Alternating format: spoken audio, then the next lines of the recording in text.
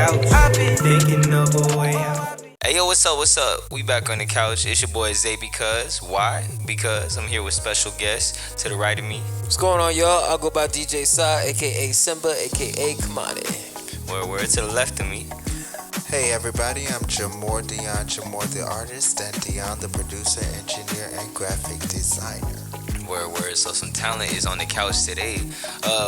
Right now I wanted to go ahead and jump into our topic. We just talking about how to not fall into mundane placement, just with your music, just becoming a one-hit wonder, or just like struggling to get yourself, you know what I'm saying, into that lane of recognition and notoriety you're really looking for. Just as far as when you're a one-hit wonder, that's just something that's a term that the industry uses, but one hit could really be whatever you want it to be.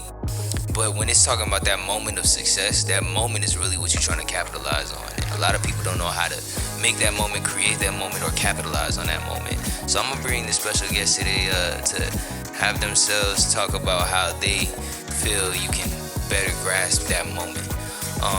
Just starting off with you being a DJ, how do you feel like an artist could really better not fall into the traps of making that moment happen one time? We'll start there. So, definitely, I want to say that finding your sound is crucial when it comes to that, because you know when you have that one song that pop off, and people are looking for like more music from you, they're gonna be looking for that specific sound because they're buying into you. You feel me? So, making sure that you're true to your sound and consistent with it, you know, is definitely a big thing, you know, especially if you're diverse when it comes to your musicality and you're incorporating all of that into your music.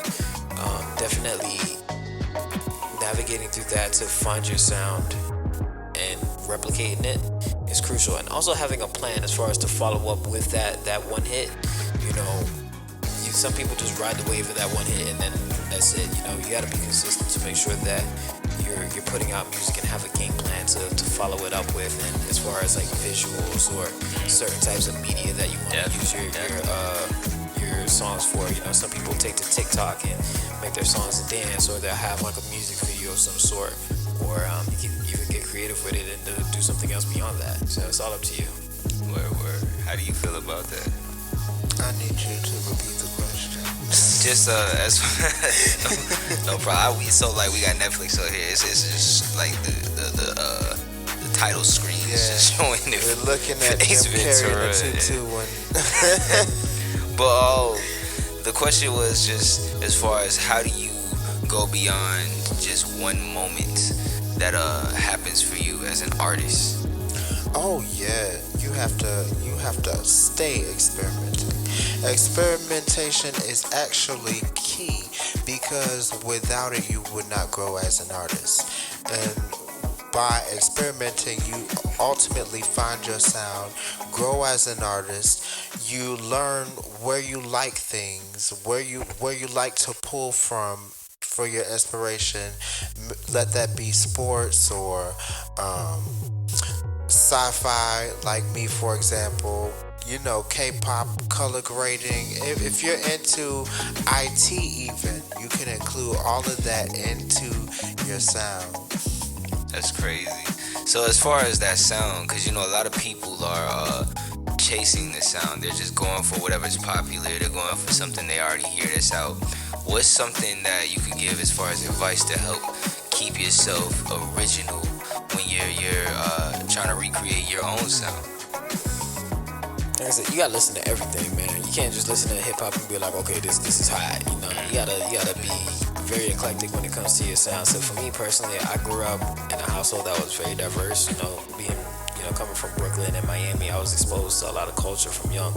So I was accustomed to hearing like the West Indian music, you know, the dance hall, the reggae, the soca, and then I grew up, especially with like a lot of older folks, especially my grandparents. So you know, I had like the neo soul, I have the oldies, I got the Quiet Storm from them. You know, hip hop was always playing since I was born, and yeah, I mean, I love Japanese culture, so I'm into like a lot of like pop, you know, like the K-pop, the J-pop, you know, shit shit, samba, bossa nova, like everything, man. Like I listen to everything, and that all comes together to piece together my personal sound. You feel me? Like I take a little bit from everything, and I feel like everybody who's an artist should also do the same. So whether you're like into like nerd culture and you like anime openings, and you want to incorporate that into your music, or you know, if you know, you hear like a commercial you like and you want to put that in there, just whatever it is that you're like really into, use that in your music and incorporate it, because I'm pretty sure you're not the only person who likes that. So your crowd and your fan base will just naturally come as more of your you know, your music is exposed. So don't ever feel like, don't ever feel like that you have to hold your music because nobody's gonna like it. There's an audience for everybody. So just put out your music and then let the people come. And just make sure you're exposing it. Word. So as far as exposure, I know you mentioned earlier just knowing how to do IT or however you incorporate other things into your content. What do you feel about as far as artists learning other crafts to better showcase their content? Oh, it is essential. Me as an artist, that producer, graphic designer, engineer, I had to dip my finger into each of those crafts because somewhere along the line I was going to need that type of skill in order to push forward what I was trying to do. And a lot of the time when you're paying other people, they can be undependable, and that you have a time set for them to send you something or to be finished, and then all of a sudden that falls through and there you go, your entire project is pushed back because you were waiting on someone. And it's more time efficient, it's more time efficient first off, it's a money saver, and it's actually very beneficial to learning your skill and honing all of those crafts that you have, because they ultimately are a reflection of who you are. Because the beauty of being skilled in a certain craft is you have your own technique in which you do it. And when you have your own technique in which you do graphic design, color grading, photoshopping, producing, and songwriting, and vocal texture, you have just created there who you are. So yes, I would say you really need to dibble and dabble in some other fields, and just to pique your interests and stuff, to widen your horizons and your intellect and your imagination, and more experience things that add to who you are so that you can put it into your music. Word. So I'm gonna ask both of y'all this last question. With all of that being said, just kind of summing it up, it sounds like, you know, you have to definitely keep consistency in your artistry. You know what I'm saying? You have to find those original techniques. You have to have originality in your inspiration as well as your sound, just to become beyond just a moment, or even just to boil it to that moment, but even just to further beyond a moment or get to the moment. The question I want to ask both of y'all, as artists, how can artists cultivate truly and captivate an audience where they can like make their brand stick? Like, what are ways where they can think outside the box to truly, you know what I'm saying, go out here and grab this? Because I know everybody is still thinking chase the radio, you know what I'm saying, chase this, chase, like everybody's still on the chase, but there's it's like the internet, it's 2020. It's, you know what I'm saying, the internet exists, media is more than meets the eye. So what are some ways that you guys may have found, or even just some ways you can give as advice to really get artists out there to think outside the box with this? Man, there's a lot of ways. Like I said, we have technology like here helping us. You know, it's more easier than ever in order to create a fan base for yourself because of the internet. You know, to exemplify this, I'm gonna give a shout out to my boy Keys the Geek. He's on fire right now, man. Like, I remember when I first met him years ago at my little cousin's birthday party, and my man has blown up. He's like 1 million followers on TikTok right now because of one of his songs, and he does skits. But the one thing about him is, like, it's in his name, Keys the Geek. You know, he's really geeky. He loves like anime. He loves like the solar system, and he incorporated that into his music and his skits. And because of that, many people are like following him because of that. You know, so they love him for his anime aspect. They love like that he can, you know, he's a hardcore rapper that goes hard for nerd culture. You know, so just finding your lane and sticking to it and incorporating it however you can into your music is crucial. Like I said, there's an audience for everybody, so just stay true to yourself and just continue pushing your character, and the rest will follow. Word. What about you? How do you feel like artists can think outside the box as far as pushing themselves, promoting themselves, marketing themselves, and just getting out there, building and cultivating and captivating?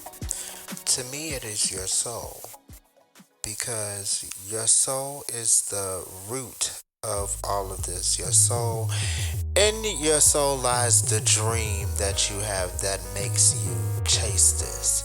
So in your soul also, you have to pull out the creativity and the experience and all of that. I remember I was participating in this competition, and during practice, one of the judges, I think, came in and watched us.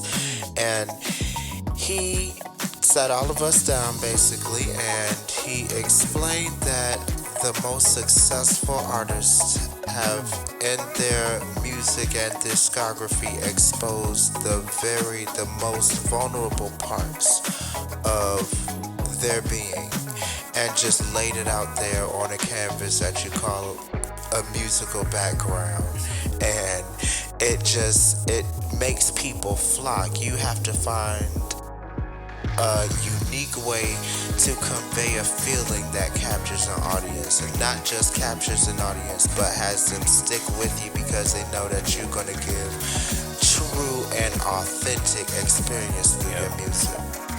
Word. So, segueing out of that, which that's really deep. I appreciate both of y'all words on that. You know what I'm saying? I hope y'all can take some away from all of that, just as far as really getting yourself out there and putting it in your hands. But I want to go ahead and segue real quick to stuff that y'all have going on. I know y'all individually have stuff going on, as well as y'all have a collective y'all working on together. Yes, sir. Y'all go ahead and let them know about that. Yeah, man. So during the filming of this video, man, COVID is still pretty rampant right now. So things are calming down here in Georgia. So we're actually about to have I'm about to have my first event to DJ in a while for our nonprofit, NSEG, which is the National Collegiate Entertainers Group, in which we teach college students how to navigate through the music industry. Yes, sir. So I'm going to be DJing an event for that this coming Friday. I'm going to make sure I record that and post that. And I also have a personal project that I'm working on called Reason or Season. That's in the works. And I also have a collab project with Jemór. Yeah. J-Side. Me, you can look for a project that I'm pushing out in the next month.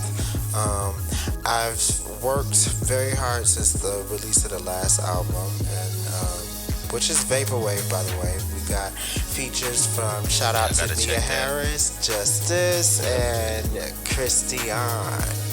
Okay. So yeah, that's already out. You guys go look that. So Vintage Soul is supposed to be pushed out next month, and it's got features from these two. Yes, sir.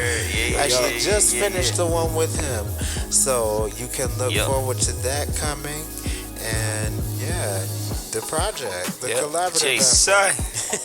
J-Side. You did. Yeah, man.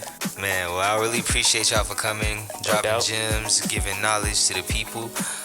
Today we was brought to you by a couple of special foundations. It's actually all of our foundations. You can see their links. I'll leave it in the bio below. One of it is Atlanta Children Foundation. It's somebody that helps foster youth in Atlanta to where we can bring them here to a place in North Georgia, you know what I'm saying, change their lives and really show them how they can follow their dreams and do the stuff we just talked about today, as well as National Collegiate Entertainers Group, something where we're doing the same thing in a secondary education program. You know what I'm saying? We're also reaching out to any of your colleges. If you're out there, you want to start a chapter, go to the website. You know what I'm saying? We can get this started today. Also go to my website, www.bcuzeinc.us. That's us, UNITY. Got my buttons on there, merch on there, more podcasts. We rock, you know what I'm saying? Rock and rolling, dropping it out. And if you're on there, You know what I'm saying? That's how you're gonna be able to get everything exclusive. I'm dropping all of these podcasts there first. So definitely check it out. Follow everybody here today. Follow me. Like, subscribe, comment, follow. Love y'all. Peace. Peace. Peace.